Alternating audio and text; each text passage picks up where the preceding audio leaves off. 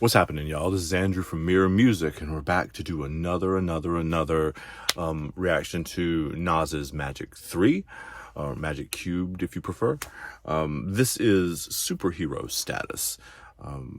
So again, for those of you who are new to the channel or new to this series, I am friends with Coop. We've been friends since we were 15.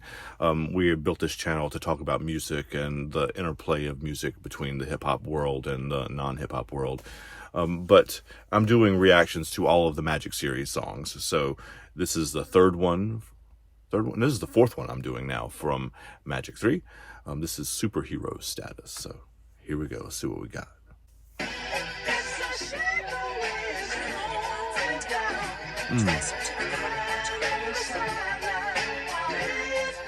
Who is that? I feel like I should know that song.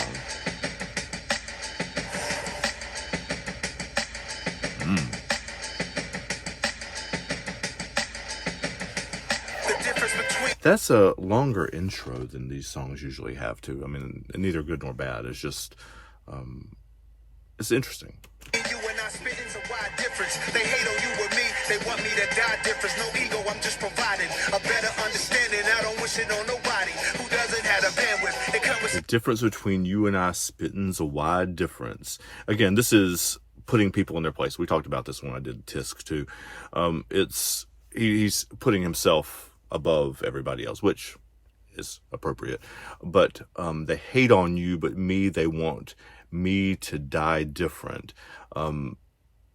That is, you know, heavy is the head that wears the crown. Obviously, that's part of it. But he's arguing that people want worse for him than other people that are at or near his level, or everybody else in the game. They let them get away with things that they don't let him get away with.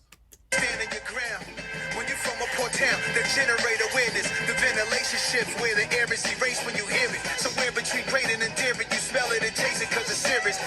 Wow, so you come from a poor town, and that's a fun metaphor for Nas too, because he is from New York City, which is one of the richest cities in the world, but Queensbridge is not, obviously, an affluent area of the city. So you have that juxtaposition between really rich, right across the river, and really not, for the most part, at least as a kid coming up, right? So, and the ventilation shifts. There's a lot of stuff. This goes back to the Isaac Hayes line that was in...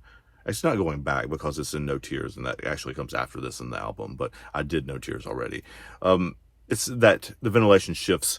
I remember where I grew up in Charlotte, there was a cookie factory it was Jack's Cookies, and it was later called President's Cookie Factory. Anyway, so when you were coming towards where I went to middle school, if the wind was blowing one way, you smelled sugar. It smelled like sugar cookies in the air, not just like in your kitchen, but like in the air in the city. It smelled that way. And if it was blowing the other way, you smelled like a tire manufacturing plant. So one way the wind was blowing, you got sugar cookies. It was a good day. And another way, you got burning rubber, essentially. And it was not a great day. So it's just... That's the ventilation shifts, right? It depends on which way the wind is blowing, which ties back to what he's talking to at the beginning. The wind is whether the wind's blowing for you or against you. People want you to die different is the phrase that he uses. You don't think it's fair, you feel that you come with bars and you want some wars. Frankly, they should send their regards. Some of the hardest rappers get overlooked and ignored. No matter what happened, I hope all of us saw. Oh, see, and that's different. That's remember I was talking in Tisk about like he's saying, don't get it twisted. I can still take everybody out if I want to. That's not that's not an inversion of that, but it's an acceptance or a articulation of where he is in his life now, right? No matter what happened, I hope all of us soar. Like, there's enough money for everybody, right? This is not, I mean, hip hop, as it has been explained to me, is very competitive, right? In a way that I don't feel like rock music is, and like the history of hip hop music is in battles, much of it, again, as it has been explained to me. So to say I hope all of us soar is an acknowledgement that there's enough for everybody. But the fact that he's the one saying it also means he's the king, right? He's the one that's in charge of the distribution of the wealth. Superhero status, no masks, no gadgets. Send them villains at us. We ain't scared of action. We ain't characters capping. Ability to lead buildings. If you blink, you won't catch it. I love that piece of the hook. I just want to. This is one that's going to be not a club hit necessarily, but like a one that plays up great in live performances, I think, because of this hook. Always on time, I'm never petty, yeah, I'm always ready. That's why my shit flows smooth and steady, pictures on Getty. I don't complain, I don't blame, know when my time is done. I move to the side, I don't want nothing to prove to these guys. If y'all... Okay, so he doesn't complain, he doesn't blame, he knows when my time is done. I move to the side, but his time is not done. I guess that's maybe an acknowledgement that he said. I mean, obviously the Instagram post that came out before this album dropped just said the finale, right? I assumed always, I mean, Coop and I never had this conversation, but I always assumed that meant that was the end of this set of albums, as in KD3 and the 3 KDs and the 3 Magics. That would be the end of the run. And that is what he has said. Although there's one of these songs, we'll get to it later, where he says, y'all let me know when you want me and Hit to get back in the studio. I'm okay with you doing it now. Wait until I finish doing all these reactions. I don't know if I can stand doing Magic 4 before I even finish 1 and 3. But anyway, so yeah, he knows when his time is done. He's saying, I know when my time is done, but it's not yet. I was moving like NAS. Y'all wouldn't assume someone owe you. Nobody know you when you owe, except your peoples. That should keep you peaceful. Instead, delusional mood illusions refusing to see truth. Listen to that. Instead, delusional mood illusions refusing to see truth. Delusional mood illusions refusing to see the truth. That's 5 ooh sounds in one bar. I think it's only people who have tried to be poets before, or tried to be musicians before, or tried to be rappers before, that realize how hard that shit is to do.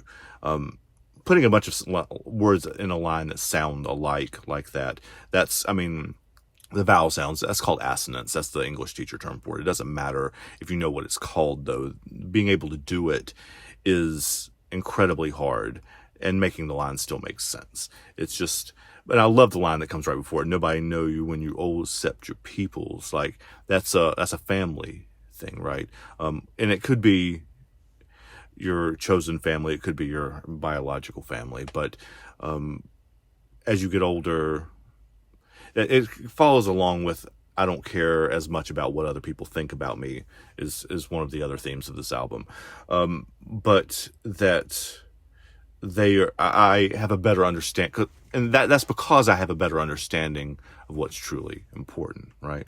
Your personal hurt, you unleash on the first person you come across doing your evil work. Damn. Whoa, he said, your personal hurt you unleash on the first person you come across doing your evil work.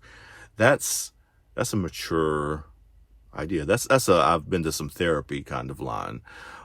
Like, we take the pain that we have inside of us from, like, our personal past, our personal history, and everybody's got that to some degree, right? Everybody has demons. Everybody has shit that they take with them from their childhood, regardless of what your childhood was.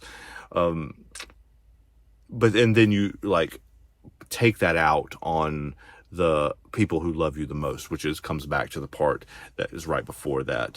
Nobody know you when you're old except your peoples. Like, those peoples, it's sort of a warning, right? It's take care of the people who love you the most, because they're the ones that are going to be there for you when you're old and you can't do things for yourself, which is an interesting weaving together with the idea of superhero status, which is what he's talking about for himself. Like, he's the king, he's a superhero. It's a shame. Slugs, blood, laugh, hug, survive if you could. Downsize, intro the thugs to the plug. And just today, I noticed a different pain.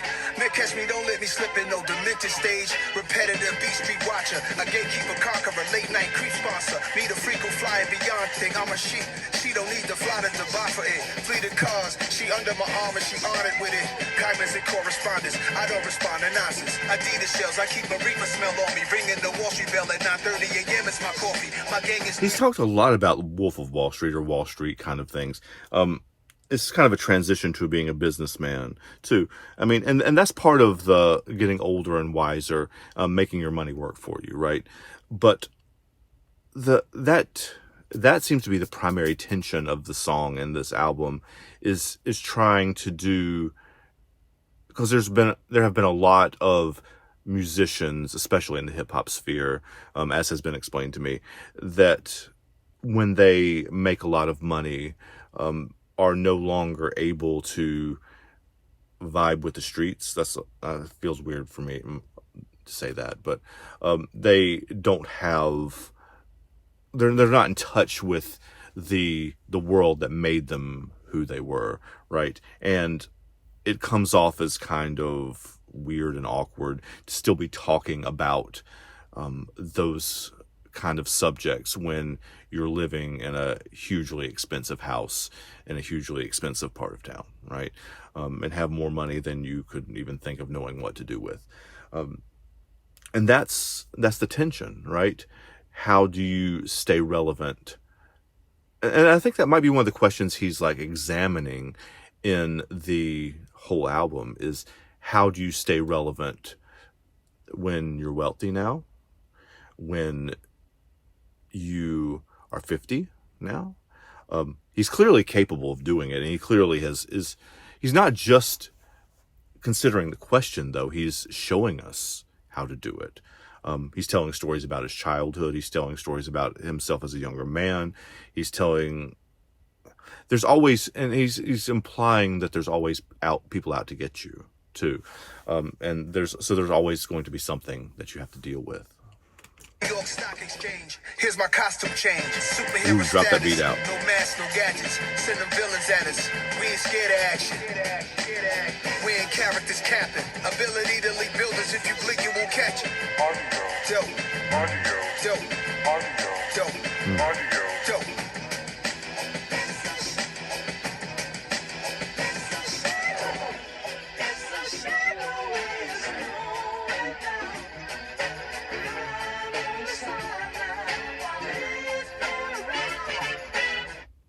So, first of all, you guys need to tell me what that sample is. I mean, I guess I could look it up, but I always tend to remember better if y'all explain it to me.